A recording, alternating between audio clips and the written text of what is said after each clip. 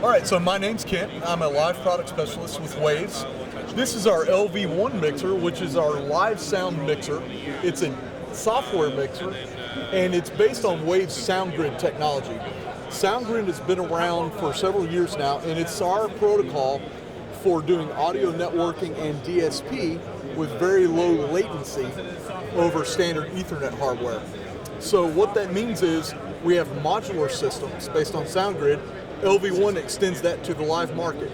As we see here, this is a live mixer that's running right now with touch screens. So we have fader banks, we have a setup screen where you configure it all, but the idea of LV1, the most important thing is it runs Waves processing in extremely low latency. So users that are familiar with Waves from many years back in the studio or broadcast using plugins can now apply those plugins to the live mix for concerts, for theaters, for churches, for clubs, whatever. So you see here on a channel strip, we have these empty slots, and we have hundreds of plugins we can apply.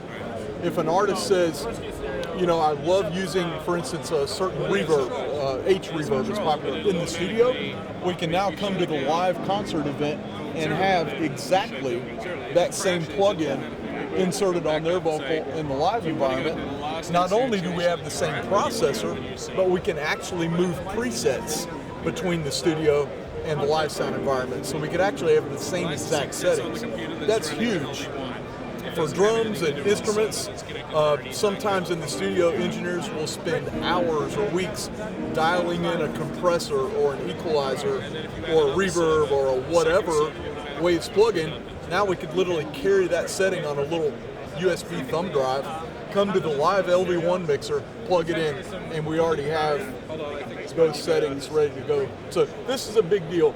It's designed to be modular, so the user, the sound operator, can use a touchscreen mixer such as this one to mix. It's multi-touch, you can grab the faders and do everything. Or there are a variety of fader banks which Waves does not manufacture, but they're compatible with LV1. This is an example of one made by Behringer, but there are several in the industry that are compatible.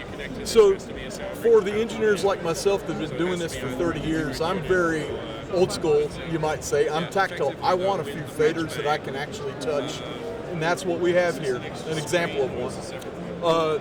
It seems to be the younger crowd, but it depends, I guess, on the person. May not need that at all. Some guys are totally happy grabbing faders and knobs on screen with multi-touch. The idea here is it's just a computer. It runs on Mac or Windows. You could attach any size multi-touch screen. Imagine someone that really likes doing the touchscreen mix. They could connect 2 or 3, 50-inch touchscreens, and all of a sudden you've got this huge glass mixer. But there are guys doing that. We've got artists out right now using 4 screens and no physical fader surfaces. So it's designed to be modular. If you like faders, attach some faders. If you're okay with glass, use whatever size touchscreens, whatever quantity you want. It's software, so we're excited about the next release. That's I'll call it a downside, but it's really a small downside of doing a software mixer or digital, is that it's never really finished. We always have a list of features we're working on for the next release, and we're excited about that because it just keeps getting better. This thing's less than a year old and it's already taken off.